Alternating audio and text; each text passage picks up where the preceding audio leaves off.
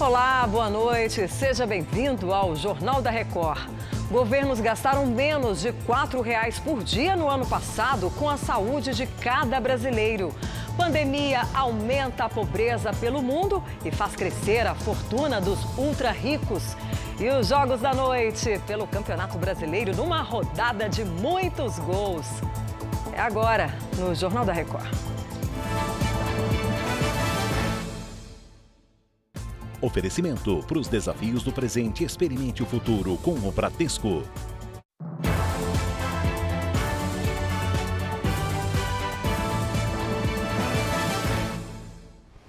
O mês de setembro foi o mais quente da história, de acordo com um relatório feito por um Instituto de Pesquisas Climáticas europeu. E quem traz mais informações é a correspondente Ana Paula Gomes.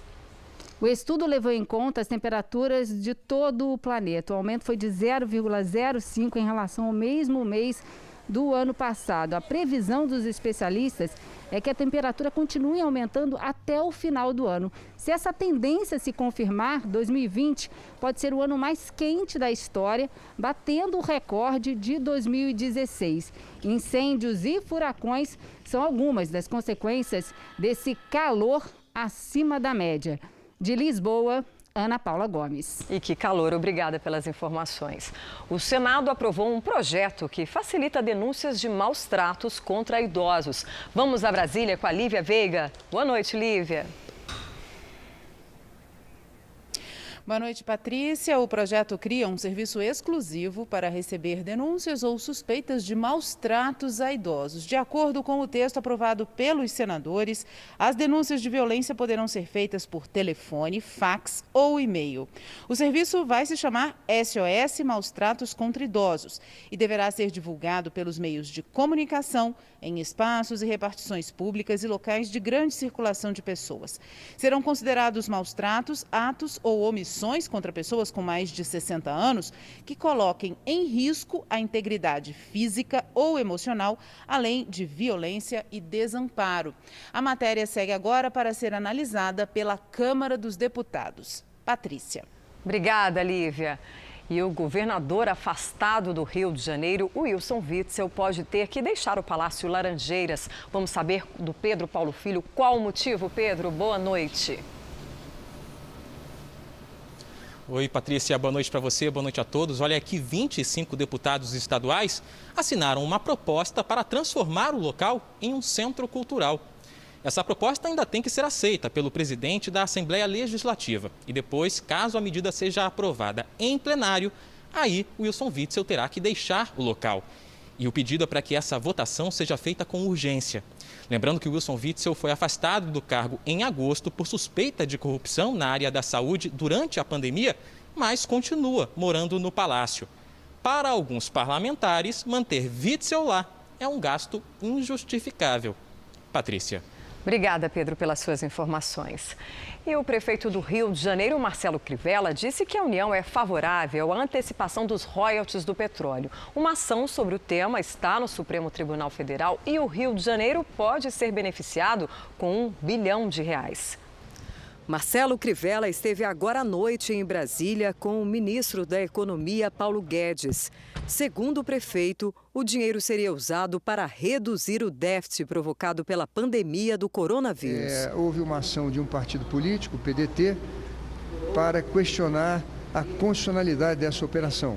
Essa ação no Supremo Tribunal Federal caiu nas mãos do ministro Gilmar Mendes, que pediu um parecer à AGU. A AGU foi favorável e o ministro vai decidir nos próximos dias. E eu vim aqui explicar a operação ao ministro da Fazenda, que foi favorável também para que o Rio de Janeiro, nesse momento de crise, possa ter recursos para, vamos dizer assim, enfrentar as suas despesas. E o gasto público com a saúde de cada brasileiro foi de R$ 3,83 por dia no ano passado. A informação é de um levantamento inédito, divulgado agora há pouco pelo Conselho Federal de Medicina. De São Paulo, Giovana Rizardo, boa noite. O que mais esse estudo aponta, Giovana? Patrícia, boa noite para você, boa noite a todos. Olha, esse estudo mostra o investimento que foi feito pelos municípios, pelos estados e pela União na saúde pública.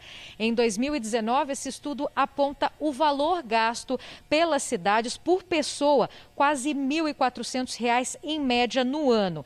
A análise de 12 anos desse estudo mostra que houve um aumento no gasto, mas que ainda é insuficiente, já que grande parte das pessoas depende do SUS. 75% da população. Segundo o levantamento, em 2019, o estado que mais gastou com saúde foi Roraima, estado com a menor população do país, com pouco mais de 600 mil habitantes. São Paulo ficou em 6º lugar e o que menos investiu foi o Pará. Eu conversei com o vice-presidente do Conselho Federal de Medicina e ele disse que um sistema integrado de saúde seria mais eficiente. Vamos ouvir. Se nós fôssemos mais organizados, que os municípios se organizassem em micro-regiões de pelo menos 500 mil pessoas, nós poderíamos sim ter sistemas integrados da atenção básica, da atenção secundária, com especialistas, exames complementares e até leitos hospitalares, principalmente leitos de terapia intensiva. Então, nós precisamos de uma integração, mas que seja técnica, que não seja uma integração política, porque a integração política é de muito difícil ocorrência. E olha só, a pandemia não afetou a riqueza dos bilionários. Pelo contrário, viu? Entre abril e julho, as fortunas pelo mundo cresceram 27%. De acordo com um estudo feito por um banco suíço, o dinheiro acumulado pelos ultra-ricos passou de 10 trilhões de dólares. Os serviços de tecnologia e de saúde foram os que mais cresceram. Já um relatório do Banco Mundial estima que a pandemia do coronavírus pode levar 150 milhões de pessoas à extrema pobreza até o ano que vem. Pela primeira vez em mais de 20 anos, o índice pode crescer e o aumento será ainda maior em países pobres. Segundo o relatório, a extrema pobreza é definida pelas pessoas que vivem com menos de R$10 por dia. Na América Latina, a expectativa é de que no fim do ano a taxa de pobreza atinja quase 28 milhões de pessoas. E a Anvisa, a Agência Nacional de Vigilância Sanitária, aprovou mudanças na exibição das informações nutricionais nos rótulos dos alimentos. Voltamos a Brasília com a Lívia Veiga. É com você. Patrícia, a medida vai dar mais clareza às informações nutricionais nos rótulos e isso pode ajudar os consumidores na hora da escolha dos produtos. Entre as novidades está a adoção de rótulo nutricional na frente da embalagem. A Anvisa diz que assim o consumidor terá acesso de forma clara e simples aos dados sobre os nutrientes importantes para a saúde. E foi desenvolvido um design, uma imagem de uma lupa para identificar o alto teor de 3 nutrientes: açúcares adicionados, gorduras saturadas e sódio. A nova regra será publicada no Diário Oficial nos próximos dias e entra em vigor daqui a 2 anos. Patrícia. Bom descanso, Lívia. Obrigada. E veja a seguir o debate de agora há pouco entre os candidatos à vice-presidência dos Estados Unidos. E os gols da noite pela rodada do Campeonato Brasileiro.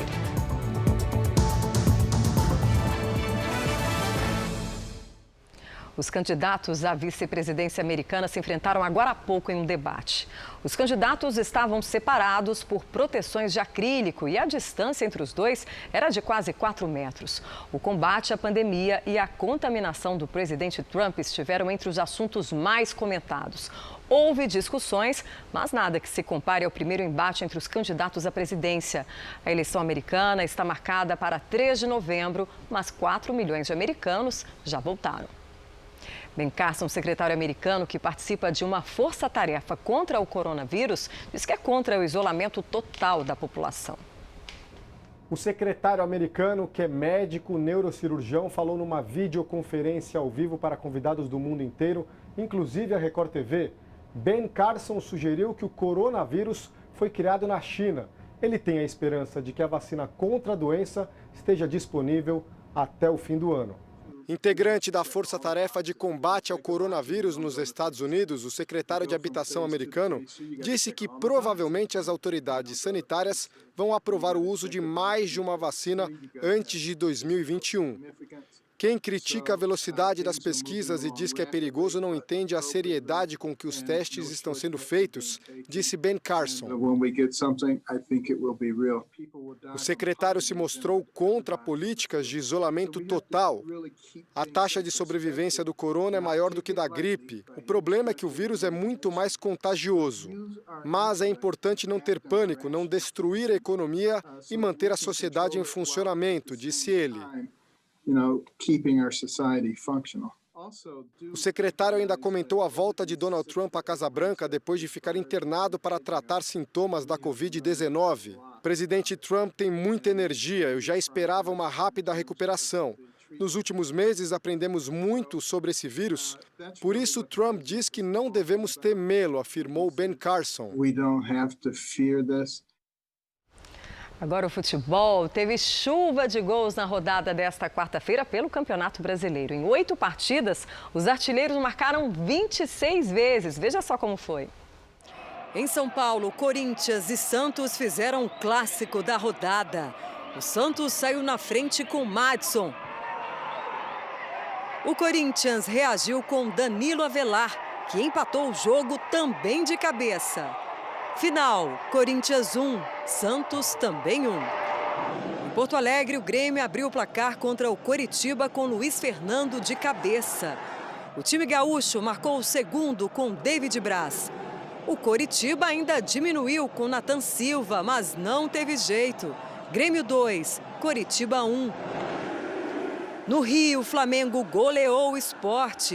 Pedro marcou o primeiro. Após a cobrança de escanteio, Gustavo Henrique fez o segundo de cabeça. Pouco depois, Pedro ainda marcou mais um. Em Goiânia, Rafael Moura colocou o Goiás na frente do Fluminense.